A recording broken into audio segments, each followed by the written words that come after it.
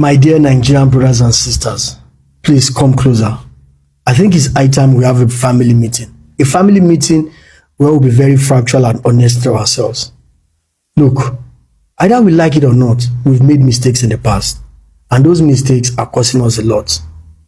And we can never deny that. But unfortunately, we cannot turn back the hands of time.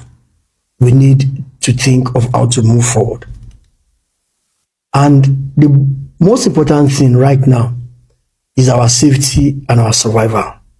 But one thing I'm going to say, and one thing I'm going to advise Nigerians in South Africa, it is time we all begin to make an exit plan. At this time, we all begin to make an exit plan. Those are the shocking words from a concerned Igbo man, or better words, a Nigerian. And it sparkles serious tensions across Africa. Right now, conversations are heating up between Igbo communities in Ghana and South Africa, especially around kinship, identity, and belongings. You know, I am really touched with this kind of words that came out from this gentleman.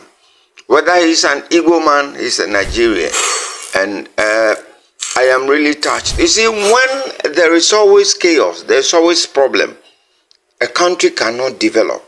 So when you realize your people are doing too much, and you call for Jojo, I think it's a very, very commendable for doing such a thing. This is Snapp-View React. Thank you very much, my cherished viewers and my cherished subscribers. God richly bless you all. Once the video is here, we'll all have to watch it to the fullest. I'll be back again with a lot of the videos.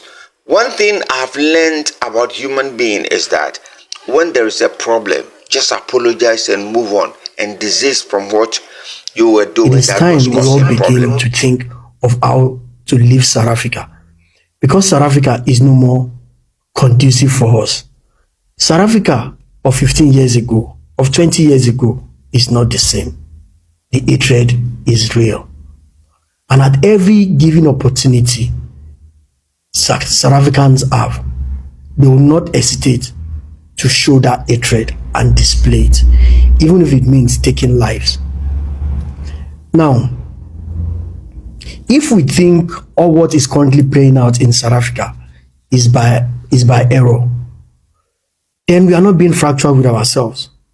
If we think all what is currently playing out is just about the coronation of the cultural Igbo king in Eastern Cape, then we are not ready to face reality. The honest truth is that that situation is an opportunity and excuse for them to further show their hatred against Nigerians and black foreign migrants in South Africa. Whichever way you want to put it, it is by design. And why do I say it's by design? The honest truth is the system is pushing us out systematically. The system is blocking us out. Permits for Nigerians are not being approved. A lot of Nigerians can't operate bank statements anymore. A lot of Nigerians are finding it very difficult to explore a lot of services in South Africa, yet they meet their monthly obligations. They pay their rent, they pay their children's school fees, they pay electricity bill, they pay cable bills. I'll tell you for a fact that 70% to 80% of Nigerians currently living in South Africa bring money from Nigeria to meet their monthly expenses in South Africa. And that is a fact, because there are no opportunities for Nigerians in South Africa. What we are witnessing is deeper than just leadership disputes. It is about cultural influence, migration, and how African nations are defining boundaries. How African nations are defining boundaries. Some feel targeted, others say it is about protecting tradition and sovereignty. But when people begin to talk about exit plan, it shows fear is entering the conversation, and that's dangerous. You see, when you have people living with you and there is a small problem, there is chaos. Every small little problem, there is chaos. Now they are asking for exit plan.